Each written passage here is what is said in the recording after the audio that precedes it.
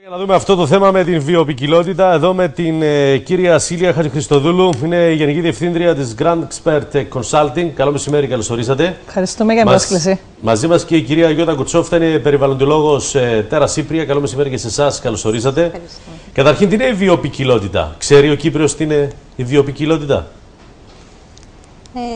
Θα έλεγα ότι είναι μια ερώτηση η οποία χρήζει να τη δούμε αναλυτικά τι έχουν απαντήσει ο κόσμος.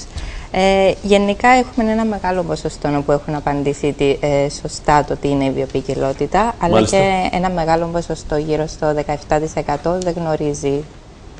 Δεν έχει ακούσει καν τον όρο βιοποικιλότητα. Να δούμε και την σχετική κάρτα με το τι είναι η βιοποικιλότητα και να δούμε και τις σχετικές απαντήσεις. Ένα 58% απαντάουν κάθε μορφή ζωής, σωστά. Σωστά. Τα υπόλοιπα.